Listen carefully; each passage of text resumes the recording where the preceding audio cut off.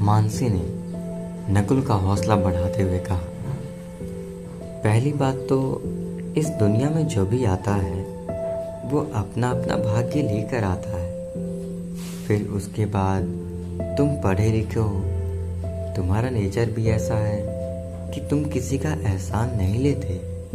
तुम्हारे अंदर आत्मसम्मान कूट कूट कर भरा है। तो ऐसे में जाहिर सी बात है कि तुम जहाँ भी रहोगे अपने लिए कमा ही लोगे। लेकिन माँ बाप को छोड़कर ऐसे कोई थोड़ी ना जाता है। हालांकि नकुल ने अभी मानसी को पूरी बात बताई भी नहीं थी, लेकिन फिर भी दुनिया देख चुकी मानसी ने ताड़ लिया कि ये दोनों घर छोड़कर ही जा रहे हैं। नकुल को मानसी की प्रोत्साहित करने वाली बातों को बहुत अच्छी लगी, लेकिन ये बात अच्छी नहीं लगी कि माँ बाप को छोड़कर नहीं जाना चाहिए।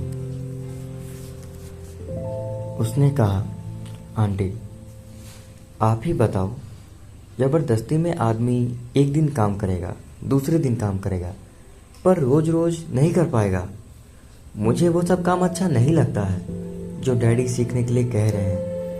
मैं वे सारे तिगड़म दांव पेच नहीं कर सकता जो एक सफल बिजनेसमैन के लिए ज़रूरी है। हेरा फेरी, मजदूरों की मेहनत की कमाई में घोट जाना, बेईमानी, झूठ, चालाकी आदि क्वालिटीज होने चाहिए, इसके लिए नहीं। खैर, मैं अपने ओपिनियन आपको फिर कभी बताऊंगा, यदि कभी दोबारा मिला तो। अभी मैं अपनी आप बीती बता रहा हूँ कि मैं अपना घर छोड़कर जा रहा हूँ। कम से कम कुछ साल तो चैन से रह लूँगा। जब मैं आ रहा था तो रास्ते में मुझे ये लड़की मिल गई। ये भी भाग रही थी। स्टेशन पर इसे कुछ मवालियों ने घेर लिया तो मैं उसको बचाकर यहाँ ले आया। वे हम लोगों को पकड़ने के लिए दौड़े तो सामने चलती हुई यही ट्रेन दिखाई दी। बस आंख बंद करके हम लोग इसी पर चढ़ गए। बस मेरी यही कहानी है। अब ना तो मेरे पास टिकट है और न ही कुछ ये ठीक ठाक है कि हम कहाँ जाएंगे और क्या करेंगे। कमाल की बात है कि तुमने एक अनजानी लड़की के लिए इतना रिस्क उठाया, वरना कौन किसी के लिए कुछ करता है। हाँ आंटी, आप सही कह रही हैं। इस ज़माने में कोई किसी के लिए कुछ नहीं करता, लेकिन मैं ऐसा नहीं हूँ। अगर मैं इसे नहीं बचाता तो ये ट्रेन के आगे कूद कर अपनी जान दे देती। क्या ये ट्रेन के आगे कूद रही थी? मानसी को झुरझुरी सी आ गई। उसने अपनी आंखें बंद कर ली। शायद वह उस दृश्य की कल्पना करने लगी थी। तब तो तुमने बहुत सही किया बेटा, तुम बहुत अच्छे हो। आंटी, अच्छा बनने के लिए कभी कभी बुरा रास्ता भी अपनाना पड़ता है और उस अच्छे काम के फलस्वरूप बेइज्जती और गुस्सा झेलना पड़ता है। उसने कनखियों से प्रत्युषा को देखते हुए कहा, मैंने इस लड़की को बचाया और ये लड़की मुझको डपेटे जा रही है। मजबूरी में मैंने सबके सामने कह दिया था कि ये मेरी वाइफ है।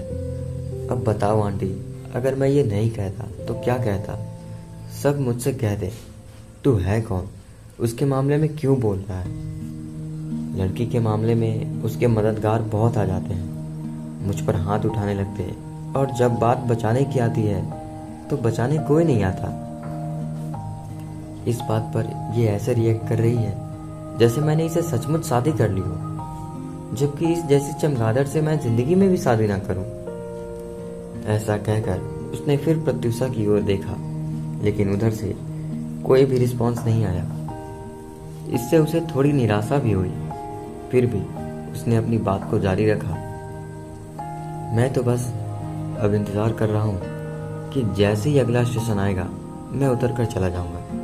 ये लड़की अपना खुद ही जाने।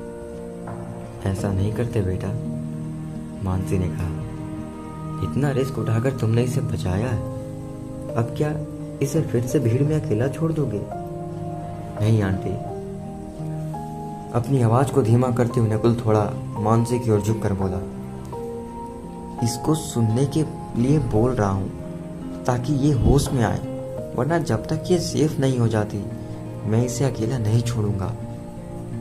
शाबाश बेटी, मुझे तुमसे यही उम्मीद थी। मानसी ने नकुल की पीठ थपथपाते हुए कहा, देश को तुम्हारे जैसे नौजवानों की ही जरूरत है। ये तुमने बहुत अच्छा किया। नकुल और मानसी इधर उधर की बातें करते रहे।